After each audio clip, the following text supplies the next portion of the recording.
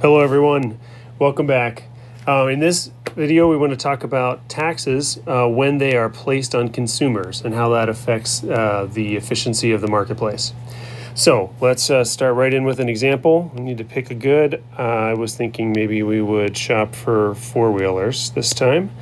So we're going to draw a market for four-wheelers, ATVs, right? So we'll be sophisticated and call them ATVs. Right, and let's say that there's some demand for them, and there's some supply, there's some equilibrium price, some equilibrium quantity. Right, the market is in equilibrium there. Let's call this $7,000, right? Let's just say that's your equilibrium price for this style of gas ATV we're talking about. In that market, there is a consumer surplus, right? Everything above the price and below the demand curve. There is producer surplus, right? Everything below the equilibrium price down to the supply curve. And you have your market clearing equilibrium. I think that's our basic setup. Now, let's say that we're going to impose a tax on the purchasers of ATVs. So, and why do we want to do this? Maybe it's to raise revenue, or maybe we think ATVs are unduly dangerous and we want to discourage their use. Maybe we're concerned about people using them and the environmental effects of all the extra carbon release. For whatever reason we're going to impose the tax. Let's suppose that we impose a tax of $100 on consumers of new ATVs. And so when you go to buy your four-wheeler, you pay the dealership something and you also pay $100 in tax. So how does that show up on the graph? Well, remember the demand curve showed people's maximum willingness to pay, right? There was someone who would have paid, whatever that is, $12,000 or $14,000 for an ATV. There's somebody else who's like, yeah, I would like one, but I will only pay $700, right? So they're down here. There are all these people on the demand curve that represent various, willingnesses to pay. But that's the marginal benefit that they perceive of having it. And so this is their total willingness to pay. And in our simple example, you just buy the ATV, so everything you pay goes to the seller. But now that's no longer the case, right? Now you're going to have to pay whatever you pay to the seller plus $100 to the government. And if I was originally willing to pay this amount, I don't know what that is, $10,000. Now we impose the tax. Is the four-wheeler somehow magically worth $10,100 to me? No, it's still worth $10,000 to me, which means I'd be willing to pay whatever $9,900 to the seller plus $100 in tax, such that my out-of-pocket expenditures, right, my maximum willingness to pay is $10,000. That's including the tax. And so basically we have to separate the tax out. So whatever I used to be willing to pay, I'm now willing to pay to the producer $100 less than that. If I used to be willing to pay this, now I'm willing to pay less.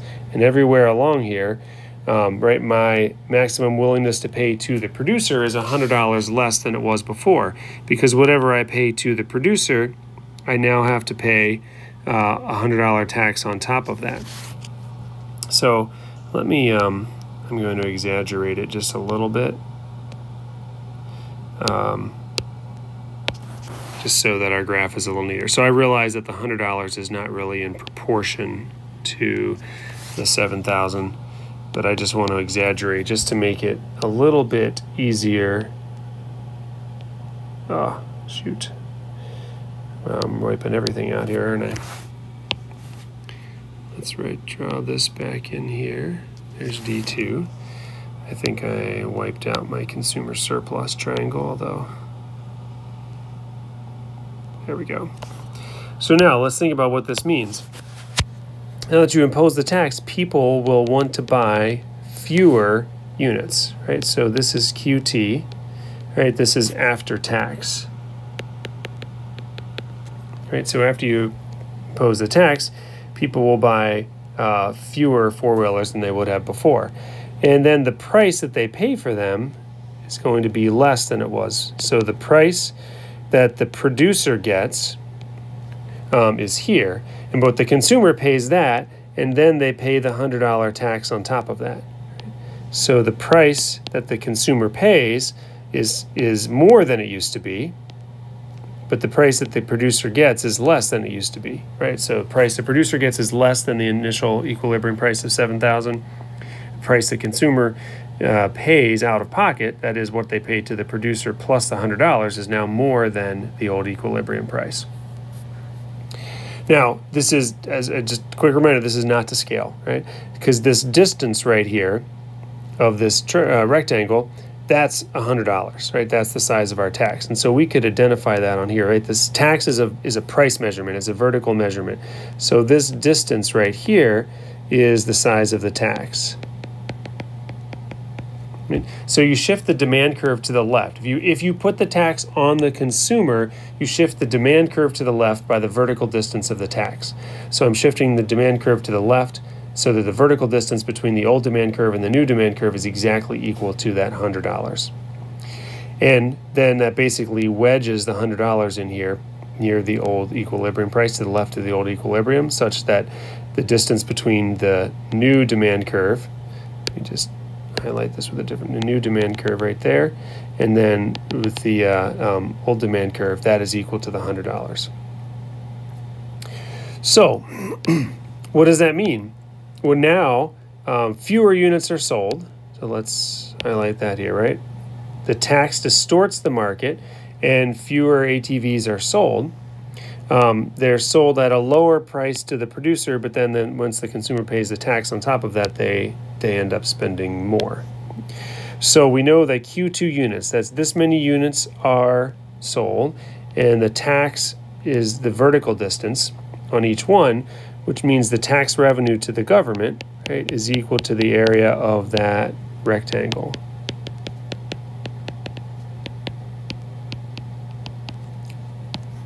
So that green rectangle is tax revenue to the government. So quick question, who bears the legal incidence of this tax? Remember, the legal incidence is the party on whom you place the tax. Who has to pay the tax up front? Who do you charge it to? Well, we said already over here that we were taxing, right, the consumers. And so if you're taxing the consumers of ATVs, then that is the legal incidence. Right? So the legal incidence is on the consumers. But we also know that the economic incidence is actually the one that's really important. And the economic incidence, right, says who bears the burden of the tax? Who gives up surplus to pay the tax? Well, that green tax revenue box, where does it come from? Does it come out of consumer surplus or out of producer surplus? It comes out of some of both, right? So the economic incidence is shared by both consumers and producers. So just because we put the tax on the consumer initially doesn't mean that the producers aren't harmed by it. Producers now get a lower price than they used to, and they sell fewer units. So the producers are made worse off. They lose surplus, and they lose a big chunk of surplus that goes to the tax. It goes to the government in the form of tax revenue, just like the consumers. But then there's one other thing we need to highlight here, or point out at least. What is that? There's this area out here and this area out here, right? There's this combined triangle whose height, if you flip it on its base, its height is basically this change in the quantity sold, the difference between the initial quantity sold and the quantity sold after equilibrium, or sorry, after the tax. So that right there represents your deadweight loss. So that's the deadweight loss of taxation. That deadweight loss represents consumer surplus and producer surplus that goes away and is not picked up by another group. So, in a quick nutshell, that is an example of a tax on consumers.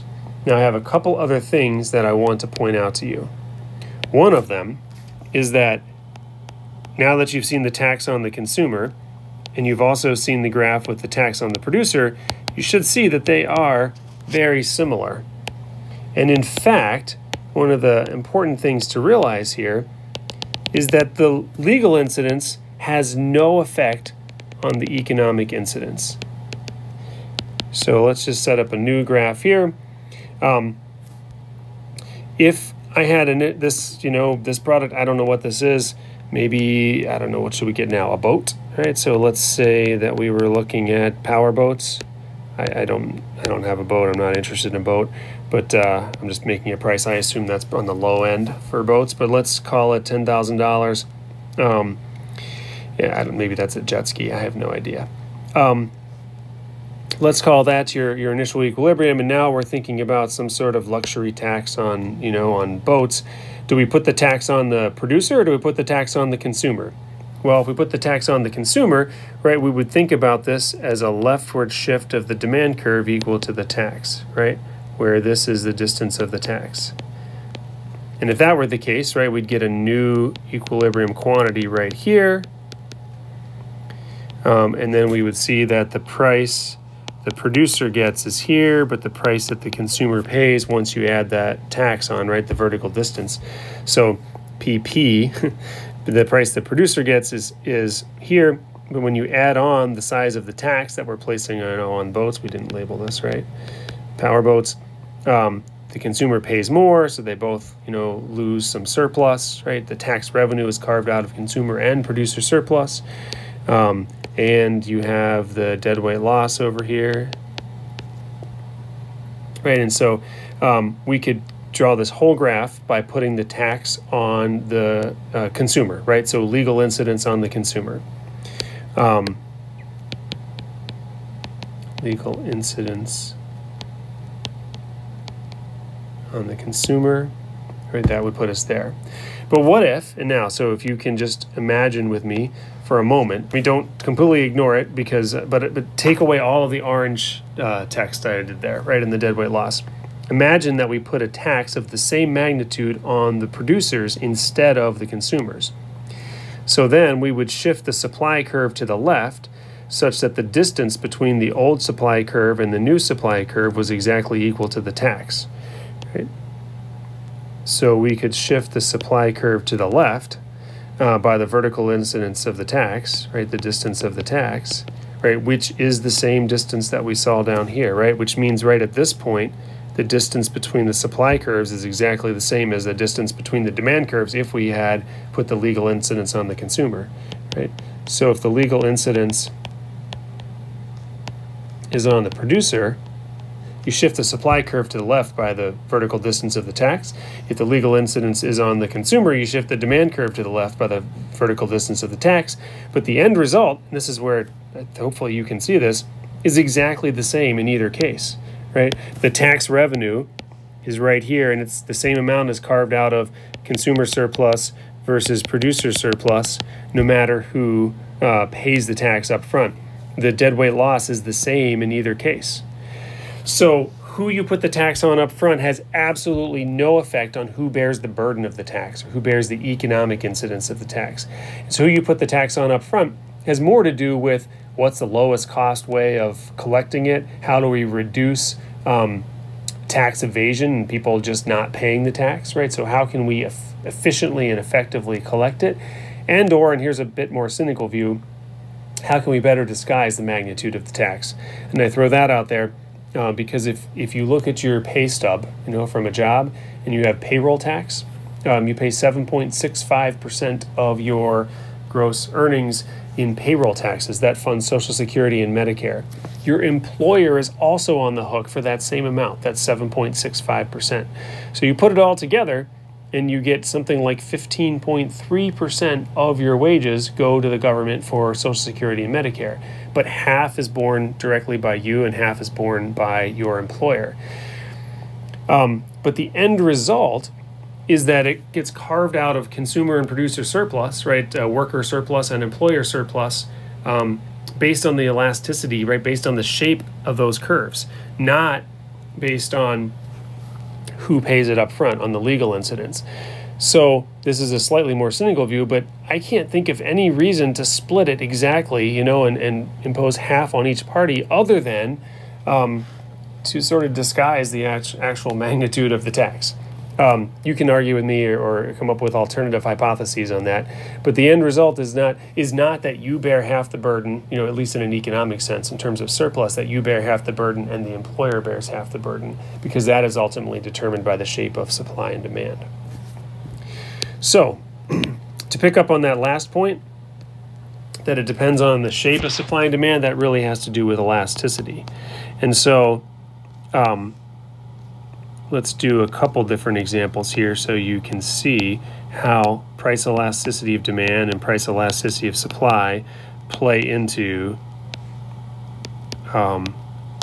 this picture. So what if your demand is fairly inelastic and your supply is fairly elastic, right? Then you have some equilibrium price and equilibrium quantity. And if we wedge a tax in there, right, if we impose a tax, it's going to shift one curve or the other back, but ultimately you end up with a wedge driven in between the demand curve and the supply curve. And so your tax revenue box looks like this. Oops, that's a little...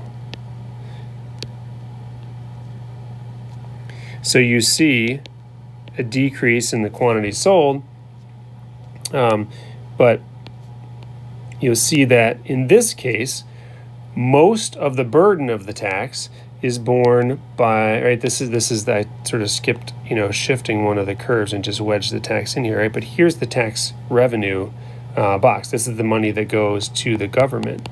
But some of it comes out of what would have been consumer surplus, right? And some of it comes out of what would have been producer surplus. But notice, when demand is fairly inelastic, when consumers are not sensitive to price, but producers are, ultimately the consumers bear a lot more of the burden of the tax. You see that? So the economic incidence is determined by the nature of supply and demand, especially the elasticity of supply and demand, not by who you put the tax on up front. This graph on the left would look the same whether we put the tax on the producer and shifted this curve back, or we put the tax on the consumer and shifted this curve back. So now let's take a different scenario. We'll try to impose a tax of roughly the same size. It's not quite straight up and down, is it? There we go. But notice what happens if the consumers are very sensitive to price and the demand is very elastic, and the producers are not, right? The producers are not that sensitive to price and the supply is inelastic, then look what happens. Now the producers, right, the suppliers, bear a lot of the burden of the tax. A lot of that tax revenue is carved out of producer surplus, and a smaller amount is carved out of consumer surplus. The other thing to highlight here is that the distortion in the marketplace, how big the deadweight loss is, right? So I didn't highlight the deadweight losses here, but they exist. Here's a deadweight loss. Right, here's a deadweight loss. Right, but the distortion, the amount of units that are not sold as a result of the tax is much smaller when you have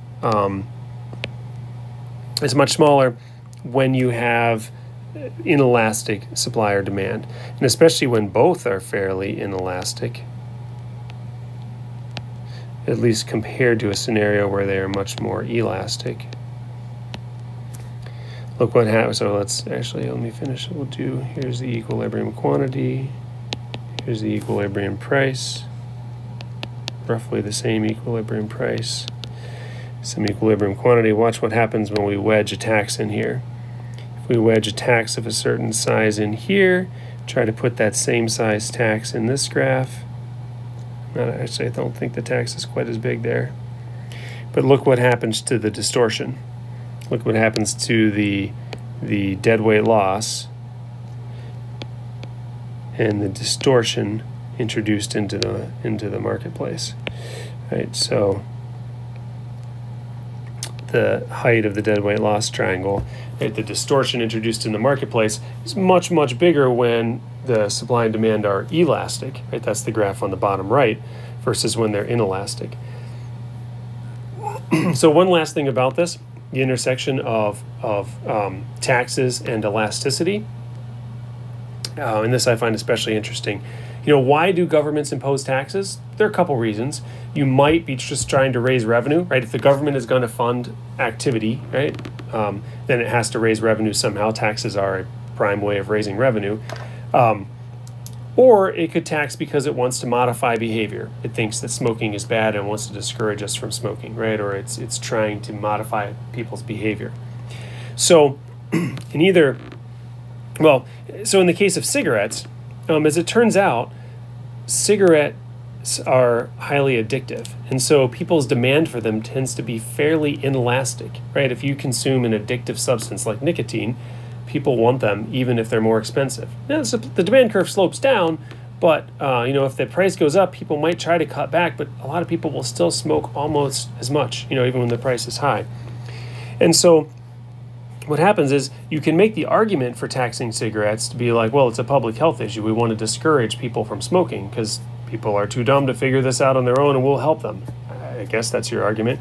But if it, so you can make the argument on public health grounds, but the silver lining, right, pun intended, right, for the government is that cigarettes, the demand for them is fairly inelastic, and the supply of them is, not especially elastic as far as I know. And so cigarettes are more like this bottom left case where you can impose a significant tax and raise a lot of revenue. If the supply and demand are much more elastic, notice what happens. Your revenue from the tax is smaller because of this big distortion, right? Because of the sensitivity to price. When you impose a tax, people produce and consume less. Therefore, you have a big deadweight loss and less in the form of tax revenue. So those are some things to wrap up taxes. If you have any questions, please follow up. Otherwise, we'll catch up.